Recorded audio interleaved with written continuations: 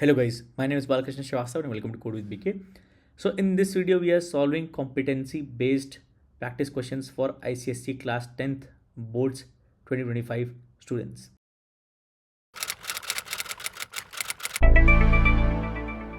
So before we begin, it is a request to please subscribe to my channel. And questions 1 to 72 are solved in separate videos already. The videos are uploaded on my channel and you can find the link of those videos in the description of this video. In this video, we solve question 73 and 74 because these questions are taking time. Okay, so take a minute and give this question 73 a reading. Okay, so you have to define a class to print the Floyd's triangle. Okay, given rows using the nested loops. Okay, a Floyd triangle of 6 rows is this, and then part B you have to print the sum of the following series. Okay, you have to define a class for both. So I am going to write separate classes to solve both these problems. Write a function first in this in a separate class to print the Floyd triangle, then write another function in a separate class to print the series. Okay, in the first question it says given number of rows, so your function should accept an integer n. Okay, and you have to print the n number of rows for Floyd triangle. Okay, in the second case you don't have to print the series based on the value of n, you just have to print the given series 1 plus 2 1 plus 2, whatever the way it is given. Okay, so solving part A first, I am going to write a class Q73A. okay, for part A, and then class Q73B for part B. Okay, let's see how do we print this Floyd triangle. So we have something like this for n equal to 6. So 1 2 3 4 5 6 7 8 9 10 11 12 13 14 15 16 17 18 19 and 20 and 21. Okay, for n equals to, this is a Floyd triangle. Okay, so considering this case for n equal to 6, so the first thing when you are printing patterns is the number of lines of output is determined by the outermost loop. So my outermost loop is going to run from 1 to 6 or 0 to less than 6 for 6 values. So I'm going to say for I equal to 1 to I less than equal to 6. Okay, for each value of I, okay, you are printing a row. Okay, or you can do I equal to 0 to I less than 6. This also works. Okay, it just has to run 6 times. Okay, but you should be careful on the value of I you choose, because on the value of I will depend your inner loop. Okay, the second thing about doing patterns is whatever values are to be printed, whatever number of characters slash numbers slash values that are to be printed in each line is determined by the inner loop. Okay, so for I equal to 1 we print 1 value, for I equal to 2 we print 2 values, for I equal to 3 we print 3 values, for I equal to 4 we print 4 values, for I equal to 5 we print 5 values, for I equal to 6 we print 6 values.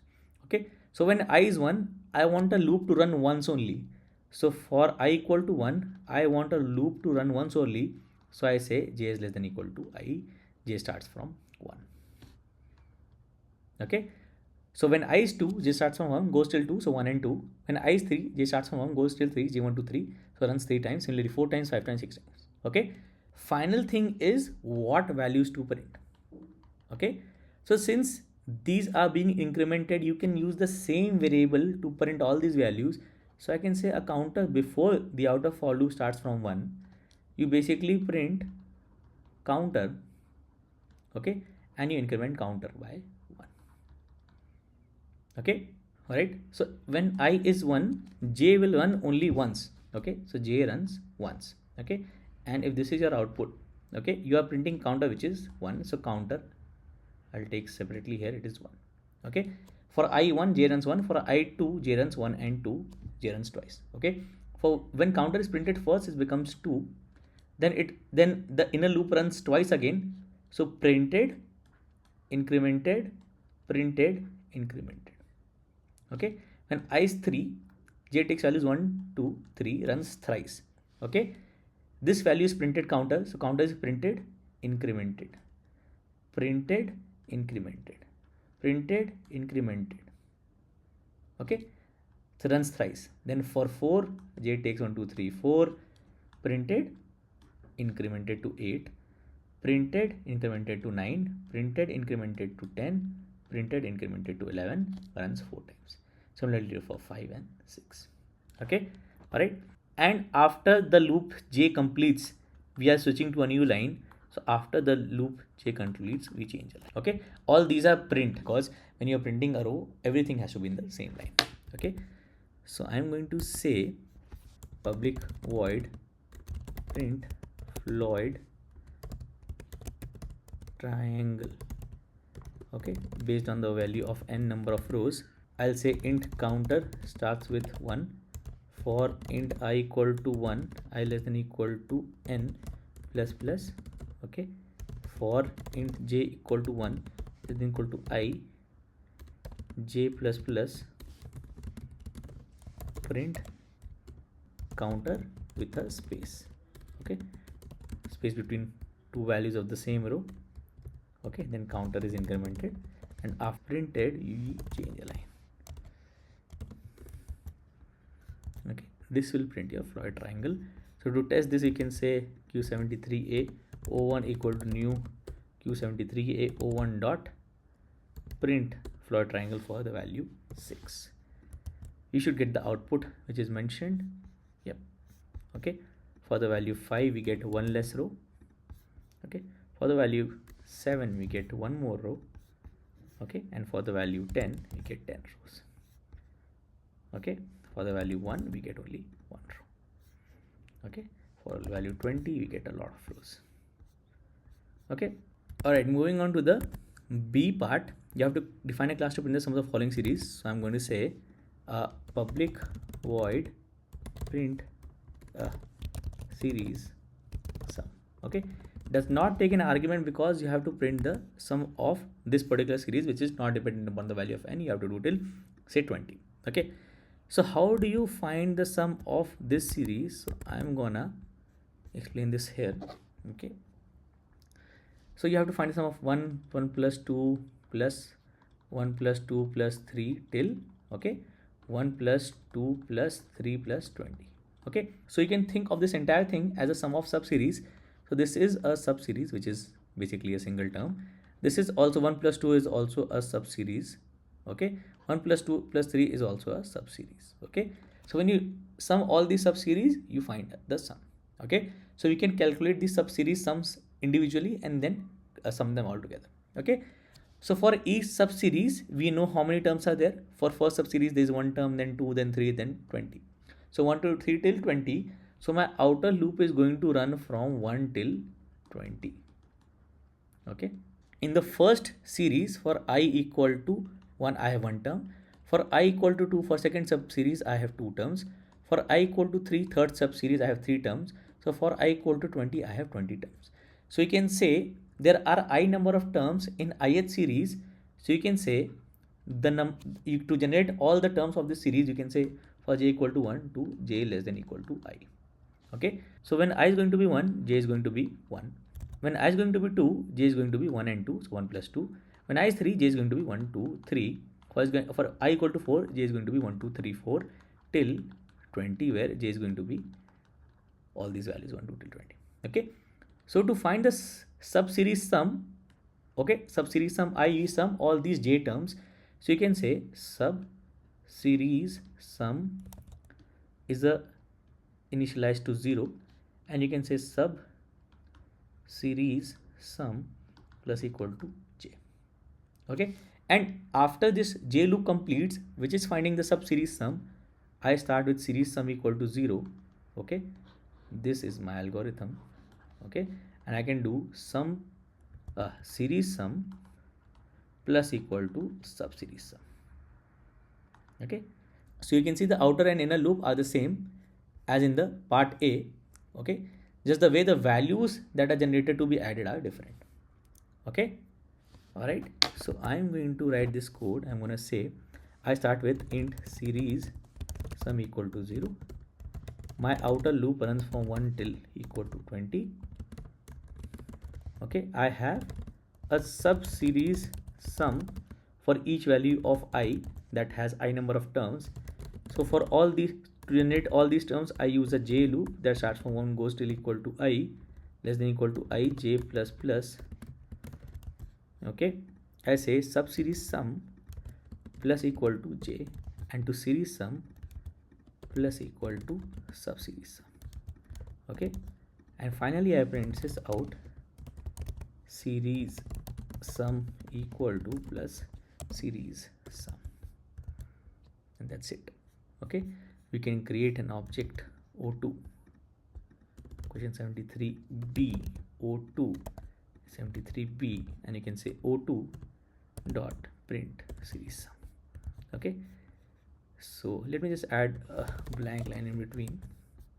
Okay, so running this, we get 1540, which is correct. Okay, so this was your question number 73. Okay, moving on to the next question, which is 74. So take a minute and give this a reading. So in this question, you have provided a string which follows this format.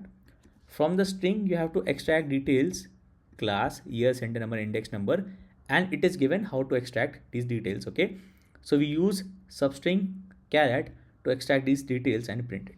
Okay, so the string that is given to you is in the form, if this is your string. Okay, so I have given 7 digits slash then 3 digits. Slash is a part of the string. So A, B, C, D, E, F, G. Okay, then slash, then P, Q, R. Okay, this is way too far, this is not needed. Okay, string is in this very format only that is given. So the indices are going to be 0, 1, 2, 3, 4, 5, 6, 7, 8, 9, and 10. So from this string, you have to print these details, class, year, center number, index number. How? You extract the first character, okay, at the first index. If this is character 1, you print 10 for class. If this is character 2, you print 12 for class. It is given in the requirements. Okay, then the next two basically are the year. Whatever be the value, 12, 13, 14, 15, whatever 2-digit value, you print it as it is. Okay, which is going to be the year. Then these 4 values are your center number. Okay, whatever these 4 digits are, you print them as center number, and then these 3 are basically your index number. Okay, okay, so use substring and caret to extract all these values. Okay, so I'm going to write a separate class for question 74. So class Q74. Okay, and this just needs one method that accepts a string, right? Okay, accept the student number as a string and print his or her details. Okay, so you have to input, or you have to just take a function. Okay, so I guess I just need a function here. Okay, public void, okay, print details, okay, string index number.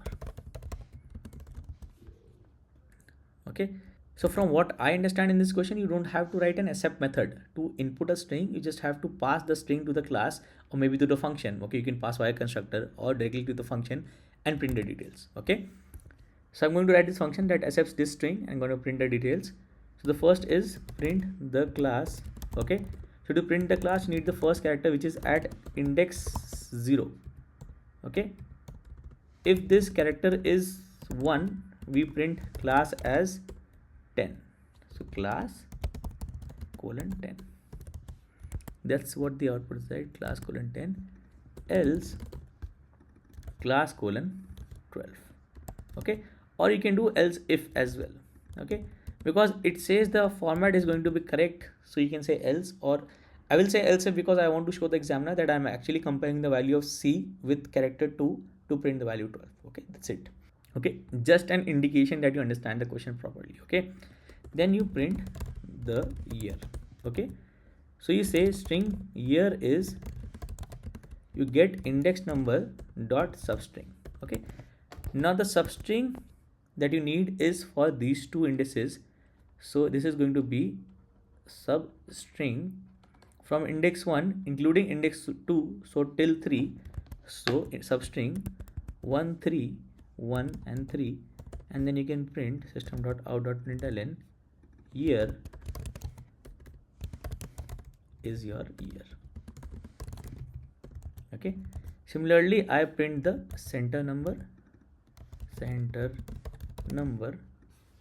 and you extract the center number the same way we extracted year. Okay, center number. Okay, for center number, substring has to be extracting these 4 characters together. So for index 3 till 6, so substring 3 till 7. So substring 3 till 7 is your center number.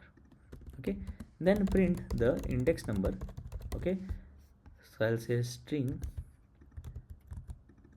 already used index number here, so I'm going to say in and index number. Okay, so for index number, your substring is going to start from 8 till 10, which is till the last index. So you can do simply do dot substring 8. Okay, when you pass only one single index, you start with that index, go till the end of the string. So you start at index 8, go till the end of the string. Okay, so this and this basically mean the same. Okay, all right, so let me just create an object and run this. Okay, and I pass this string, so I pass this. Okay, and I also pass the other one. Let me just add a change of line in between. The other one is going to be this one. Okay, okay, so I should get class 10 24 431 204. Okay, then 12 25 98 5607, which is correct. Okay, if I make this 3, okay, I will not get the class for the second output. Okay, but since it says it is going to be a valid format, it is also always going to be the same. Okay, all right, so this was the solution to question 74. Okay, the rest of the questions I'll be solving in separate videos. So I hope this video was helpful. You like this video. So if there is any doubt, there is a part you don't understand, please let me know in the comments. I always try to answer all your comments, and you can also let me know in the comments if there's a question you want to solve, if there's a concept you want to discuss. So please like this video, subscribe to my channel, and thank you for watching.